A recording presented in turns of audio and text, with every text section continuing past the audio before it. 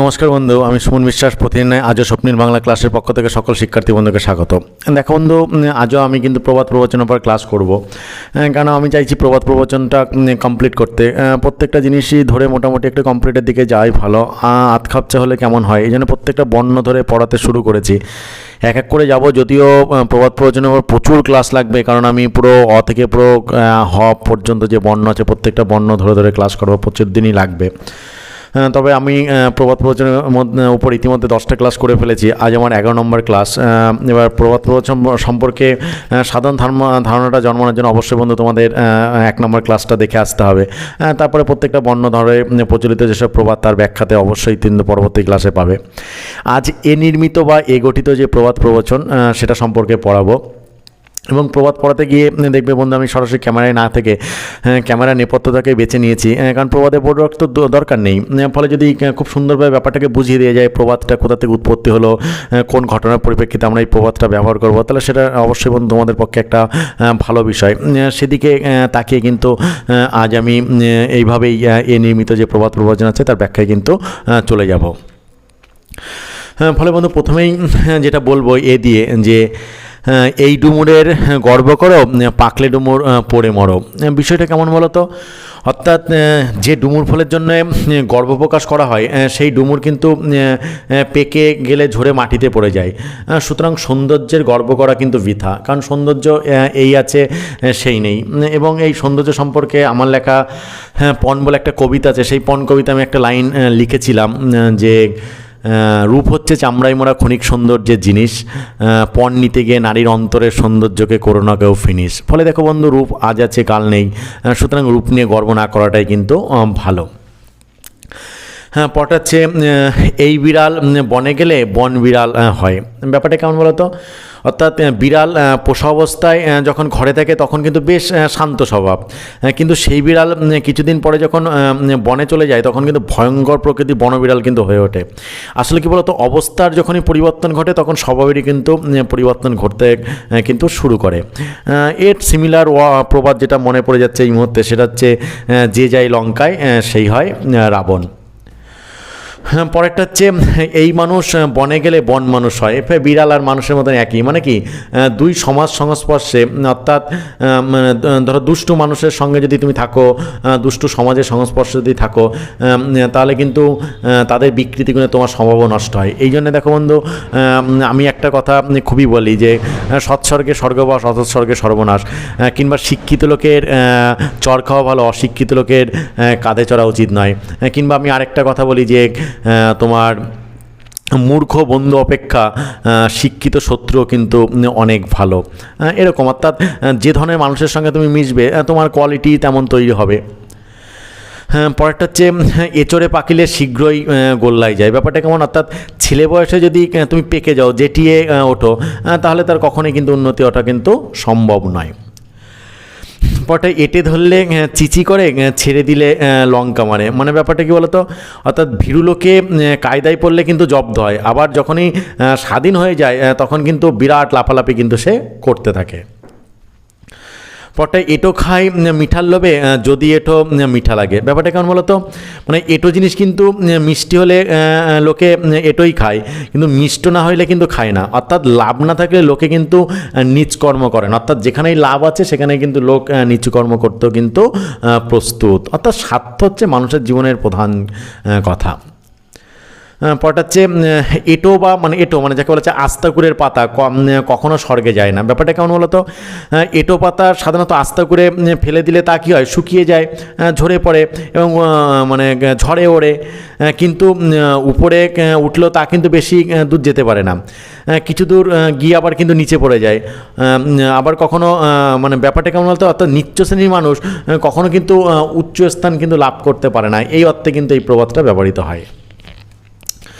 পরটা হচ্ছে এরে গরু না টেনে দো।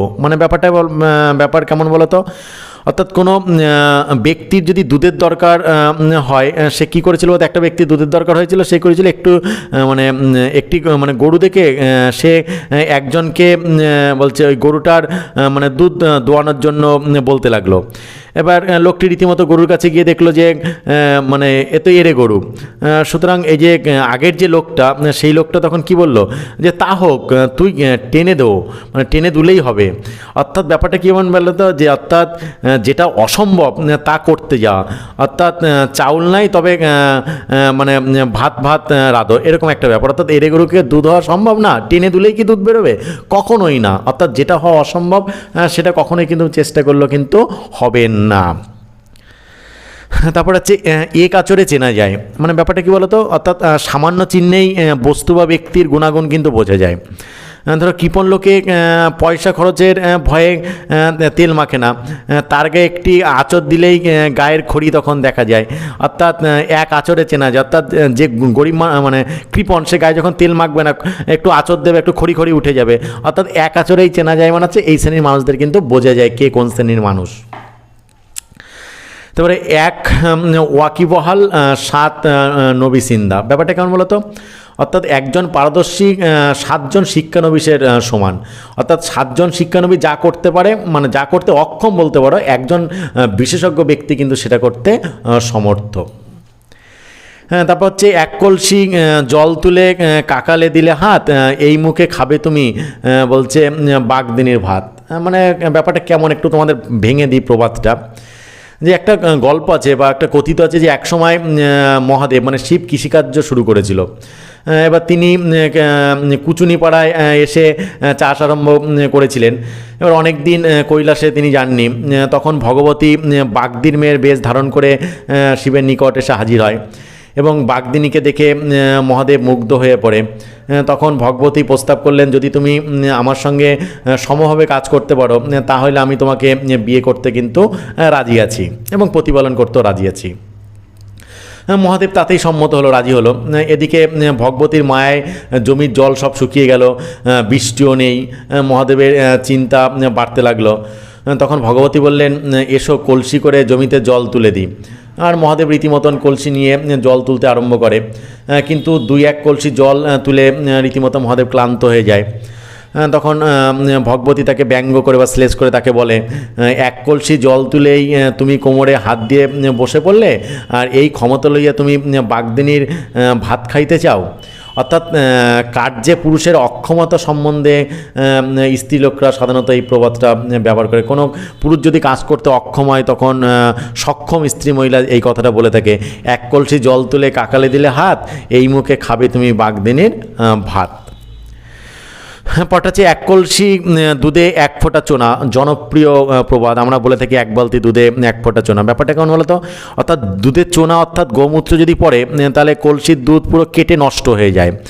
অনেক ভালো কাজ করে শেষে একটি মন্দ কাজ যদি করলে ভালো কাজের সব সুনাম কিন্তু নষ্ট হয়ে যায়। তো তুমি অনেক ভালো কাজ করলে, একটা খারাপ কাজ করলে কিন্তু তার গোটা সুনামটা নষ্ট হয়ে যায়। এই অর্থে কিন্তু এই প্রবাদটা প্রচলিত। সত্যি বন্ধু, বাস্তব জীবনে আমাদের এটা চিরন্তন সত্য। তুমি যতই ভালো কাজ করো না কেন, তোমার ভালো কাজের মূল্যায়ন হবে না। একটা খারাপ কাজ করবে, তার মূল্যায়ন কিন্তু প্রত্যেকের মুখে মুখে কিন্তু হতে থাকবে। আমাদের মানুষ জানি না যে মনুষ্যত্ববোধটা কবে আসবে, কবে বুঝবে যে কোনটা ঠিক কোনটা ভুল, আমার জানা নেই। পরটা হচ্ছে 1 কাটে ভারে আরেক কাটে ধারে, এটাও খুব জনপ্রিয় প্রবাদ, ধারে কাটে না ভারে কাটে। বিষয়টা হচ্ছে অস্ত্রের ধার এবং ভার 2 না থাকলে কোনো জিনিস কিন্তু কাটা যায় না। ঠিক তেমন যে মানুষের 1 পয়সার জোরে লোকে বাধ্য হয়, আর 1 হচ্ছে বিনয়ী গুণে বাধ্য হয়। কিন্তু গুণ বা পয়সা না থাকলে কেউ কিন্তু বাধ্য হয় না। অর্থাৎ ধারে কাটে না ভারে কাটে। হয় তুমি ধারালো হয়ে প্রত্যেক জিনিসকে কাটো, আর নয় ভাড়ালো মানে নিজের ওজনে কাটো। হয় পয়সা দিয়ে মানুষকে তুমি কিনে নাও, নচেত তোমার বিনয়তা, ভদ্রতা, গুণাগুণের দ্বারা মানুষকে কিন্তু জয় করে নাও। আমার মনে দ্বিতীয় পথটাই ভালো, মানবিকতা বা মনুষ্যত্ব, প্রেম, প্রীতি, ভালোবাসা দিয়ে মানুষকে জয় করা উচিত। টাকা পয়সাটা সব কিছু নয়। পরটা হচ্ছে 1 কান কাটা শহরের বার দিয়ে যায় আর 2 কান কাটা শহরের ভিতর দিয়ে যায়। এটা আমরা যেটা ব্যবহার করি যে 1 কান কাটা উঠোনের উপর দিয়ে, মানে যার 1 কান কাটা সে ঘরের পিছন দিয়ে যায়, আর যার 2 কান কাটা সে উঠোনের মাঝখান দিয়ে যায়। হ্যাঁ, ব্যাপারটা কেমন বলো তো বন্ধু, যে অল্প মাত্রায় বেহায়া মানে নির্লজ্জ, তার কতকটা লজ্জা ভয় আছে। আর যে আত্মগোপন করে মানে সাধারণত লোকচক্ষুর বাইরে থাকতে চেষ্টা করে, কিন্তু যে পূর্ণ মাত্রায় বেহায়া মানে লাজ লজ্জা নেই, সে কিন্তু মানে কোনো রকম পরোয়া না করে সবার সামনেই কিন্তু লজ্জা ভয় দূর করে কিন্তু ঘুরতে থাকে। পরটা হচ্ছে এক কানে শুনে অন্য কানে বেরোয়, এটাও জনপ্রিয় প্রবাদ। মানে এক কান দিয়ে শুনতেছে আর অন্য কান দিয়ে বের করে দিচ্ছে, মানে কি বলতো, অর্থাৎ কোনো কথাইতে তার মনোযোগ থাকে না। অর্থাৎ যে উপদেশ বাক্য শ্রবণ করে সেইরূপভাবে কার্য করে না, তার সম্বন্ধে এটা বলা হয় যে শুনছে কিন্তু কাজে লাগাচ্ছে না, তাই বলে এক কান দিয়ে শুনে অন্য কান দিয়ে কিন্তু বের করে দেওয়া। তবে পড়ার মাঝে বন্ধুদের একটা কথা বলে রাখি যে শিক্ষাকে সকলের দৌড়ে দৌড়ে পৌঁছে দেওয়া পুণ্যের কাজ। তাই এখনও পর্যন্ত যারা তোমাদের প্রিয় স্বপ্নিল বাংলা চ্যানেলটাকে সাবস্ক্রাইব করেনি, তারা সাবস্ক্রাইব করে পাশে থেকে বেল আইকনটাকে প্রেস করে দিও সবার আগে সমস্ত ভিডিওর আপডেট পেতে। দেখুন, এই প্রবাদ প্রবচন বর্তমানে বাংলা মিডিয়ামে ক্লাস 11 পাঠ্য আছে, এবং সেই সঙ্গে কিন্তু আমি যখন 2003 সালে মাধ্যমিক পরীক্ষা দিয়েছিলাম তখন কিন্তু মাধ্যমিকে একটা পাঠ্য ছিল, এসএসসিতে একটা পাঠ্য আছে, এমএসসিতে পাঠ্য আছে, বিভিন্ন চাকরি পরীক্ষা আসতে দেখা গেছে। তাছাড়া আমরা বাস্তব জীবনে কথোপকথনের জন্য প্রবাদ প্রবচন কিন্তু একটা গুরুত্বপূর্ণ বিষয়। তাই আমার মনে হয় বিষয়টাকে একটু গুরুত্ব দিয়ে পড়াই কিন্তু উচিত। পটাচ্ছে এককে আর দেখবে বেকার, মানে কি বলতো, বেকার ধরে কাজ করলে কিন্তু কাজ প্রায় ঠিক হয় না, এককে আর হইয়া যায়। অর্থাৎ অনেক মিলে যদি যখন করতে হয় বেকার ধরে, তখন কিন্তু কাজটা ঠিকঠাকভাবে হয় না। পট হচ্ছে এক খুঁড়ে মাথা মুড়ানো, জনপ্রিয় প্রবাদ। অর্থাৎ এক খুঁড়ে মাথা নামানো মানে কি সকলের একই দশা, এই অর্থে ব্যবহার করা হয়। সবাই যেমন মানে সবাই একই রকম, অন্যরকম কেউ নয়। বলছে এটা সাধারণত ইংরেজিতে এরকমভাবে ব্যবহার করা হয়, all tarred with the same brush. পরটা হচ্ছে এক গায়ে বা দেশে ঢেকি পড়ে আর অন্য গায়ে বা দেশে মাথা ব্যথা। ব্যাপারটা কেমন বলতো, অর্থাৎ এক গায়ে ঢেকিতে তুমি চাল কোটা হচ্ছে আর সেই শব্দে অন্য গায়ের লোকের মাথা ধরছে। অর্থাৎ অনধিকার চর্চা সম্পর্কে সাধারণত এই প্রবাদটা কিন্তু ব্যবহৃত হয়। অর্থাৎ তোমার কোনো অধিকারই নেই, কোনো সম্পর্ক নেই, অর্থাৎ সেই সম্পর্কে যদি তুমি বেশি মানে কোনো অধিকার দেখাতে যাও তখন তাকে এই প্রবাদটা ব্যবহৃত হয়। পট হচ্ছে এক গাছের ছাল অন্য গাছে জোড়া লাগে না, এটাও খুব জনপ্রিয়, আমার বাবা খুব বলতেন এটা। অর্থাৎ এক গাছের ছাল অন্য গাছে জোড়া লাগে না মানে কি বলতো, পর কখনো আপন হয় না, সাধারণত এই অর্থে ব্যবহৃত। যে ধরনের তার সঙ্গে সেই ধরনের মানুষের লোকের কিন্তু মিশেল হয়, অন্য ধরনের হয় না এই অর্থে। কারণ তুমি এই গাছের ছাল নিয়ে আম গাছের ছাল নিয়ে জাম গাছে লাগাও, দেখো লাগবে না, কিন্তু জাম গাছের ছাল জাম গাছেই লাগবে, আম গাছের ছাল আম গাছেই লাগবে, এরকম বিষয়টা। পটাচ্ছে এক গুড়লে মানে গুলতিতে দুই পাখি মারা, এটা খুব জনপ্রিয় বিষয়, মানে প্রবাদ। আমরা বলি এক ঢিলে দুই পাখি মারা। ব্যাপারটা হচ্ছে একটি গুলতি দ্বারা কিন্তু দুটি পাখি বধ করা, অর্থাৎ এক কার্য করা উপলক্ষে সেই সঙ্গে অন্য কার্য কিন্তু করে ফেলা, মানে রদ দেখা কলা বাঁচা যাকে বলা হচ্ছে। এটা ইংরেজিতে এইভাবে ব্যবহার করা হয় যে killing two birds with one stone, এই অর্থ কিন্তু ব্যবহার করা ইংরেজিতে হয়। পড়াচ্ছে এক চির পান দু চির হলো সোনার সিংহাসনে ভাগ বসিল। ব্যাপারটা কেমন বলো তো, যে সাধারণত সপত্নীর আগমনে প্রথম স্ত্রীর আক্ষেপ করে এটা বলে যে স্বামী বিভক্ত হয়ে যখন দুই স্ত্রী হয় এবং প্রথম স্ত্রীর প্রভুত্ব তখন কমতে থাকে, তখন এই প্রবাদটা কিন্তু খুব ব্যবহৃত হয়। পরটা হচ্ছে এক চোখে কাদা এক চোখে হাসা। ব্যাপারটা কেমন বলতো, যে কপটচারী অর্থাৎ প্রতারক ব্যক্তিরা এক চোখে কাঁদে আর অন্য চোখে হাসে, অর্থাৎ বাইরে খুব কাতরতা প্রকাশ করে কিন্তু মনে মনে সে কিন্তু হাসতে থাকে, কিংবা হরিষে বিষাদ বলতে পারো। অর্থাৎ একই সময় একটি সুসংবাদ আর একটি দুঃসংবাদ যদি পাওয়া হয় তখন তাকে বলা হয় এক চোখে কাদা আরেক চোখে হাসা। আমি আমার জীবনের একটা প্রতিফলন এখানে আমি যেন দেখতে পাচ্ছি, যে কেমন বলতো, যে প্রতিফলনটা আমার কোনো একটা সময় মনে হয়েছিল যে আমি যেন আমার লক্ষ্য, আমার ভালোবাসার মানুষটাকে যেন পেয়ে গেছি, আমার আবেগটা, আমার চঞ্চলতাটা হয়তো সে বুঝতে পারবে বা আমাকে হয়তো সে ফিল করতে পারবে, এরকম একটা জায়গায় কিন্তু ছিলাম। আবার হঠাৎ কিছুদিন পরে মনে হলো না, ব্যাপারটা যেন সে হয়তো বুঝতে চাইছে না বা বুঝে উঠছে না বা আমি তাকে বোঝাতে পারছি না, এরকম। অর্থাৎ একই সঙ্গে খুব কম সময়ের মধ্যে যেন সুসংবাদ আর দুঃসংবাদ দুটোই একরকম হিসাবে যখন হাজির হয় তখন তাকে বলা হয় এক চোখে কাদা আর এক চোখে হচ্ছে হাসা। অর্থাৎ আমার কোথাও একটা আনন্দের ছায়া জীবনে, আবার কোথাও একটা বিষাদের মেঘ ঘনিয়ে উঠেছে। পরটা হচ্ছে এক ছেলে তার ফুলের সহ্যে, 5 ছেলে তার কাটার সহ্যে। অর্থাৎ এটার সম্পর্কে আমার আরেকটা মনে পড়ে যাচ্ছে, আগে ব্যাখ্যা করি। অর্থাৎ যার একটিমাত্র ছেলে, সে ছেলেকে কিন্তু অনেক আদর যত্নে রাখে, কিন্তু অনেকগুলি সন্তান যখন জন্মগ্রহণ করে তখন ছেলেদের আর তেমন কিন্তু আদর থাকে না। ব্যাপারটা উল্টেও যায়, যে ভাগের মা গঙ্গা পায় না। অনেক ছেলে হলে কিন্তু আবার মা তখন ঠিকঠাক যত্নও পায় না, আর অনেক ছেলে হলে কিন্তু মা বাবার কাছ থেকে প্রত্যেকটা সন্তান কিন্তু সমান ভালোবাসাও কিন্তু পায় না।